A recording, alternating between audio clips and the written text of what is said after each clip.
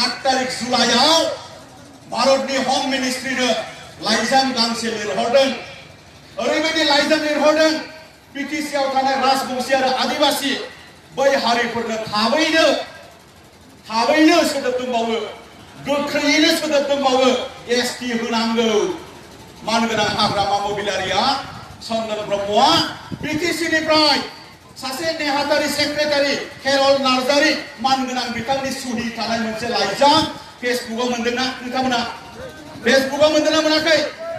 फेसबुकआव मोनाखैबा जोंनि एबसुनि बिबानगिरिफोरनिफ्राय ला, ट्राइबेल संघनि बिबानगिरिफोरनिफ्राय ला, गोरों गोरा जायफोरनियाव दङ बिथांमोननिफ्राय ला।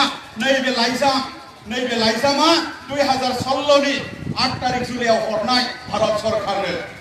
आरो बे एखे लाइजामखौनो आरोबाव नै दाखालि हाग्रामा महिलारि बिथाङा बिजिनियाव मोनसे स्कुल खुलिनायाव हब्रा बुंबावबाय, आरोबाव लिरनाय जुदि नांबावगौबा बिटिसिनिफ्राय जों हरबावगोन होनदोंना होनाखै दे? नै दाखालि होनबावदों, ओंखायनो जोङो दिनै बुंनांगोन हाग्रामा महिलारि मुर्दाबाद होननो हागोन ना हाया? हाग्रामा महिलारि मुर्दाबाद, चन्दन ब्रह्म मुर्दाबाद। बिथांमोना दिनै बर'ब्लाबो, बिथांमोना दिनै ट्राइबेलबाबो जोंनि थाखानाय ट्राइबेलफोरनि हंसनि थाखाय खामानि मावदों, हंसनि थाखाय खामानि मावदों। दिनै जोङो बेवहाय हानजा जोङो बखिलायाखै, हानजाखौ जोङो रायखाङाखै, बिपिएफ होननानै जोङो रायनो लुबैयाखै। बिपिएफनि बेवहाय गोबां दैदेनगिरिफोर दंफैयो, बिपिएफनि बेवहाय गोबां बिबानगिरिफोर दंफैयो, बिजेपिनि गोबां दैदेनगिरि बिबानगिरि, कंग्रेसनि बिबानगिरि सापर्टार दिनै दंफैयो, एबसुनि दंफैयो, ट्राइबेल संघनि दंफैयो, आबोफनि दंफैयो। जोङो दिनै पार्टी हिसाबै सोरबा फैयाखै, हानजा हिसाबै दिनै फैयाखै, जों बर' हिसाबै फैदोंना फैयाखै? मानगोनां नोंथांमोन, जों बर' हिसाबै फैदों, जों ट्राइबेल हिसाबै फैदों। बेखायनो दिनै जोङो खैफोदनि समाव बर' हारिया खौसे, नंगौना नङा? खैफोदनि समाव जों बर' हारिया खौसे, खैफोदनि समाव। बेखौनो दिनै मानगोनां चन्दन ब्रह्म बिथाङा नै दाखालि बेंटलाव थुक्राझाराव दालां बेखेवनाय मोनसे मिटिंजों गिलु बालु बाथ्रा बुंलांबावबाय। मा बाथ्रा बुंदों? बिनिबो रेकर्डिंआ जोंनाव दंजोबो, बिनिबो टिभिआव फैदों। बिथाङा बुंदों थाखानाय एसटिआ, थाखानाय बर'फोरा आसुगुर गासिबो खहा जानाय नङा होनना बुंदों। आरो बे एखे मिटिंआवनो चन्दन ब्रह्मआ लेक्सार होखांनायनि उनाव हाग्रामा महिलारिया बुंबाय बिटिसिनि मोनब्रैजि आथिखा बारायनानै होनाय जागोन, माखासेखौ सावथालनो, माखासेखौ राजबंशीनो। सासेया मा होनदोंमोन? आसुगुर गासिबो खहा जानाय नङा। सासेया मा होनखो? 40निफ्राय 60टा बारायनानै राजबंशीनो आदिबासिनो हगारना होननानै बुंदोंना बुङाखै? दाना आसुगुर गासिबो खहा जाया होननाया फोरमान खालामदों रायजो राजा नोंथांमोन। चन्दन ब्रह्मआ फिननाय होदों बिनि खहा जादोंना जायाखै? दानिया बियो थांग्रोखाबाय 1 नाम्बार। 2 नाम्बाराव दानिया फैदो हा हुनि मोन्थाइखौ बिसोर लाजोबसिगोन, साख्रि बाख्रि बिसोर लाजोबसिगोन। जोंनि नैबे गथ'फोरनि स्कुलाव फरायनायनि स्कलारशिप, जोंनि गथ'फोरनि फरायनायनि कटा, बेखौ गासिबो सेजोबसिगोन। दिनै बिथांमोना बर'ब्लाबो दिनै बर'नि दैदेनगिरि महरै बिथांमोनखौ स्वीकृति होनायनिफ्राय जों एसे सांग्रां जानांसिगोन। दिनै माहारियारि आफाद नङा बिथांमोना, दिनै माहारिनि बिफा नङा बिथांमोना। दिनै जों सोमावसारनानै जों बिटिसि मोनदों 2003 मायथाइयाव। 2003 मायथाइयाव बिटिसि मोनदों आरो बिटिसि मोननांगौनि थाखाय गोबां मुंख्लं खालामजादों, गोबां जिनाहारि जादों, गोबां पुलिसजों बुख्रुब जादों। आरो दिनै बे 15 बोसोरावनो बिटिसि मोननाया मोनैजों समान जानो नागिरदोंना नागिराखै? बिटिसि मोननाया मोनैजों समान जानो नागिरदोंना नागिराखै? बिनि दायनिगिरिया बर' नेतायानो बर' नेता। आरो बे बर' नेताया हाग्रामा महिलारि आरो चन्दन ब्रह्म, नंगौना नङा? आरो दिनै लाजि गैया आसुगुर गासिबो खहा जाया होननानै। ओरैबायदि मिलौदो रावजों बुंबावदों, जों थासान्दियाव खुनु फायदे खहा जानो होआ। बासायदो दानिया गोहो दङबा। बुंनानै लाबावदों जोंनि खोथाया सोलियो दिसपुरावनो, जोंनि खोथाया सोलियो होनदों चन्दन ब्रह्मआ। नोंनि खोथाया सोलियो होनोब्ला मानो भारत सरकारनि रायजो सभायाव थाखानाय एसटिनि रैखाथिनि सोदोब मोनसेबो माने बेवहाय रायखांनाय गैया? हसिया बिला मानो इन्ट्रडिउस जाखो? नोंनि खोथाया सोलियो होनदोंब्ला, नोंनि खोथाया सोलिदों होनदोंब्ला मानो इन्ट्रडिउस जाखो?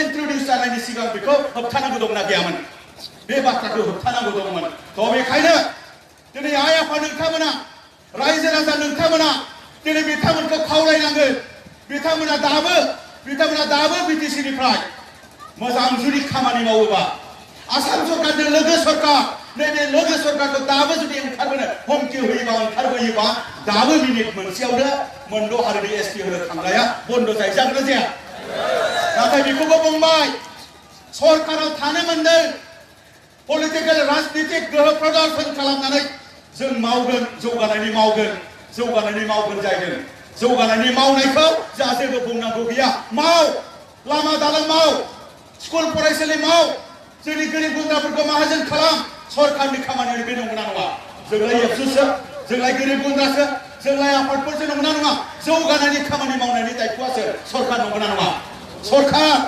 नाथाय जौगानायनि खामानि मावनायनि बाथ्रा बुंनो लाजियाखै नोंथांमोना मोननैल' उदाहरन होगोन मोननैल' खाथियाव कलेज दङ इउएन कलेज उपेन्द्रनाथ ब्रह्म कलेज बे कलेजनि गभर्निं बडि दिनै 10निफ्राय 15 बोसोर चन्द्रन ब्रह्मआ गावनो गभर्निं बडिनि चेयारमेन आरो बे समावनो आसामनि मन्त्रि गाव गभर्निं बडिनि प्रेसिडेन्ट थानाय कलेजखौनो बियो प्रभिन्सियेलाइज खालामनो हायाखै सरकारिकरण खालामनो हायाखै मिनिथाव नंगौना नङा बियो लाजिथाव नंगौना नङा बियो आरोबाव आं मोनसे उदाहरन होबावसै काजलगाव गंसे हस्पिटाल दङ जोहोलाव सोमला बसुमतारी हस्पिटाल नैबे हस्पिटालाव नुनायाव बिराद बिल्डिं गिदिर नुनायाव बिराद गोगोम नाथाय बेवहाय 19 जन बेवहाय डक्टर बेवहाय मोनसे नार्स बेवहाय टेकनिशियान बेवहाय चौकीदार बेवहाय हेड नार्स लेबरेटरी टेकनिशियान एक्सरे खालामग्रा टेकनिशियान 19टा बेवहाय लांदां जानानै दङ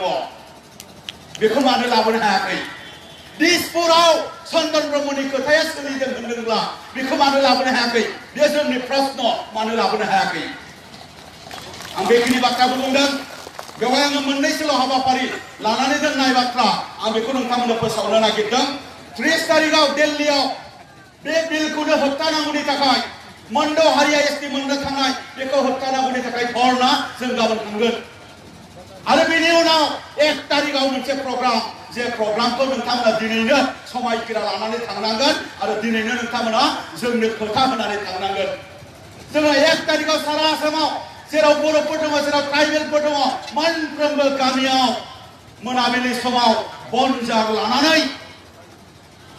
लानानै जितु बिजेपि हानजाया जोंनि थाखानाय ट्राइबेल बर'फोरखौ धंस खालामनो नागिरदों गाज्रि मोननो नाङा बेवहाय बिजेपिनि बिबानगिरिबो थागोन सोरबा सापर्टारबो थागोन सोरबा मोजां मोनग्राबो थागोन जोङो बुंदों बेवहायनो पार्टी फुर्टी गैथ'वा जोंना बेवहाय पार्टी फुर्टी गैथ'वा हारि बासायनायनि जे बाथ्रा दङ 1 तारिखआव जोङो प्रग्राम फोसावनानै दोनदों गामि गामि आइ आफा बोराय बेन्थ सेंग्रा सिख्ला बनजार लानानै बिजेपि हाथाव प्रग्राम मोनाबिलियाव बयनिबो गामियाव बनजारा जोंगोन ना मानगोन नोंथांमोन बयनिबो गामियाव जोंगोन ना बनजारा गामियाव सेंग्रा सिख्ला बोराय बेन्थ हिनजाव हौवा गासिबो ओंखारनानै बिजेपि हाथाव बिजेपि गभर्नमेन्ट आरो 6टा हारिनो एसटि होनो थांनाय जे बिल बेखौ बातिल खालामनांगौ बे प्रग्रामखौहाय खालामनांगोन हारिखौ सिगां बासायगोन ट्राइबेलखौ सिगां बासायगोन बिनि उनाव बिजेपि खालाम बिनि उनाव कंग्रेस खालाम